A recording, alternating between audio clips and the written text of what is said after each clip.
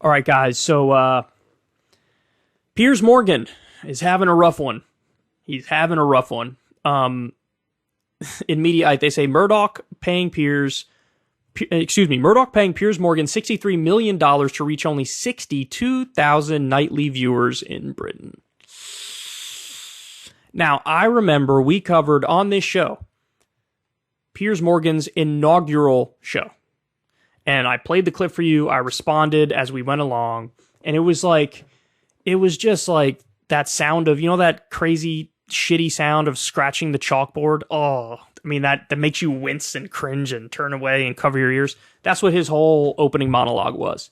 It was the most pompous, self-righteous, reactionary garbage I've ever seen. It was like, it made me want to be pro cancel culture and wokeness.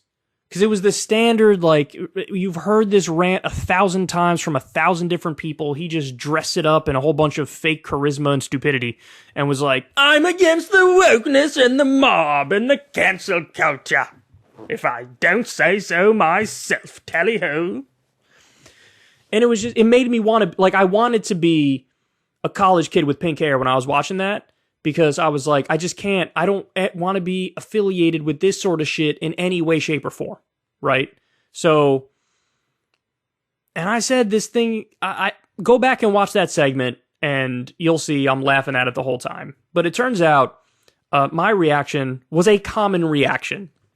Over a month since its debut, Piers Morgan's talk TV show has landed with a thud in Britain's primetime ratings, having shed more than 80% of its audience since launching on April 25th. Now, look, you're going to have a drop from your launch. Your launch is always going to be your biggest shit. That's the way it is, right? Especially with they did endless advertising for this, as they'll get into in the article. But like 80%, dog? 80%? Like if you had a 40% drop, I'd be like, all right, 80%. The late April debut of Piers Morgan Uncensored averaged 317,000 viewers on its 8 p.m. debut in the UK. Unfortunately for Morgan, that number dipped to 62,000 viewers by May 4th, and to an abysmal 24,000 by May 18th. Rupert Murdoch founded Talk TV in 2022 and reportedly signed Morgan to a $63 million 3-year deal. Could you imagine the type of money that this motherfucker's getting for doing his type of show? 63, he ain't worth 63 million? 63 million? Come on, man. What am I doing wasting my time here? What the fuck? God damn. Oh, Jesus Christ. Morgan's show, by the way, super anti-meritocracy we're talking about right now. This is as anti-meritocracy as it gets.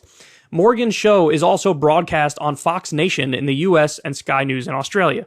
Slate's Imogen West Nights detailed the massive advertising blitz in London that preceded Uncensored's debut. Quote, walk around a corner in London at the moment, and there's a good chance you'll come face to face with Piers Morgan.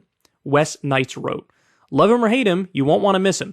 Say the endless billboards accompanied by an alarmingly large picture of Morgan's face, a halo over one side of his head, and devil horns on the other.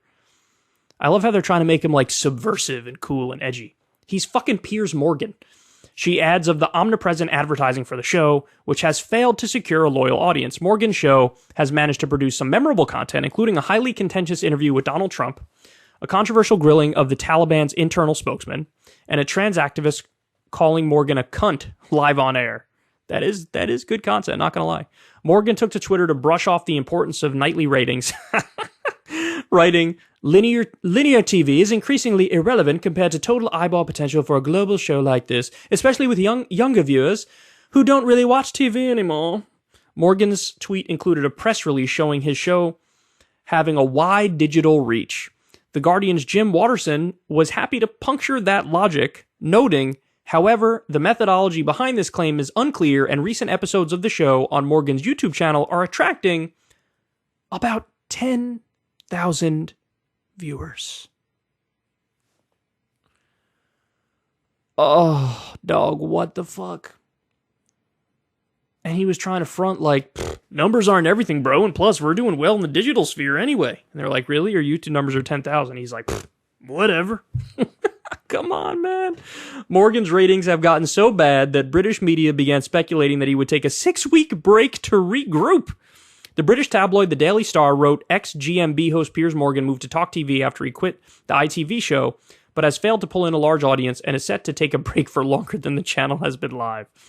Reports later surfaced that Morgan's break had been pre-scheduled and included him working on a project about American serial killers. So why do you launch a show and then immediately take a break? Like, what the fuck is this? What is this? Apparently, I'm going on holiday for 6 weeks, Morgan tweeted last week, adding, "The good news is that a real-life hologram of me will be hosting Piers Morgan Uncensored for the next 10 weeks. Then I'll be hanging out in America for a bit with serial killers, so may or may not be back depending on how that goes." All right, there you go. That's the article. Look, the thing that I take away from this is honestly the same thing I felt with the whole CNN Plus debacle, and I was happy that it folded. It's because old media is a dinosaur, right? They're stuck in their ways, and they have a captive audience. So like CNN, MSNBC, Fox News. Fox News is a little bit different because they have old people that watch them, and they watch them in really strong numbers. But like CNN and MSNBC and the nightly news and stuff, it's just a captive audience. So it's on in airports and barbershops and random places. It's on in the background when people are cooking. They listen to a news item or two, and then they change the channel or whatever. They don't have a loyal following. They do a kind of shitty job. Now, I like print media. I think print media does a good job. A lot of the stuff I get for my shows from print media. But mainstream media and TV, it's just, I hate it with a burning passion. They're terrible at their job. You know, you have Republican propaganda, Democratic propaganda, defense of the establishment, conventional wisdom spewing machines. It's just terrible. And I like it when you get a little bit of justice. So like with CNN Plus, it was justice. The idea was doomed to failure. You had stupid shows like Anderson Cooper giving parenting tips and Jake Tapper's book club, and fucking Brian Stelter got an hour when nobody even watches his regular show for free, so why would they pay for it? And it was just like, oh, look, the real world actually won on this front. They weren't able to keep the mirage up and fake it. You know, they weren't able to pretend, do some tricky nonsense to fudge the numbers, to put them with a bigger outlet or network to make it look like they're successful when they're not, right? So it felt good. It's like, shit, see, now you know how competitive it is in the digital sphere and in the new media sphere and the independent media sphere. Like, this is actually a meritocracy. It's like, the harder you work, the further you go. It used to be really like that on YouTube until they changed the algorithm and they started crushing independent and new media. But like, look, it's tough out here, dog. That was an instance of like, no, you're not going to make it if you have to make it on your own. And they flopped. And that's exactly what we're seeing with Piers Morgan. He got a good bump from the initial viewing. Billboards everywhere. So, like, yeah, he got good numbers the first night, but then it just imploded, man. It just imploded. And with all the king's horses and all the king's men, you can't make Piers Morgan cool or edgy or interesting. He's nothing but banal.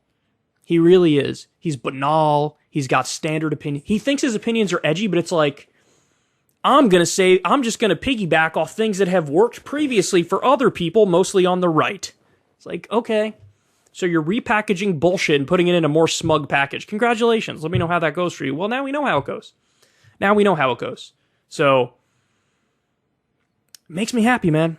I gotta grab onto little bits and pieces of happiness that I can get from time to time, because it's tough to come across things in today's hellscape of news.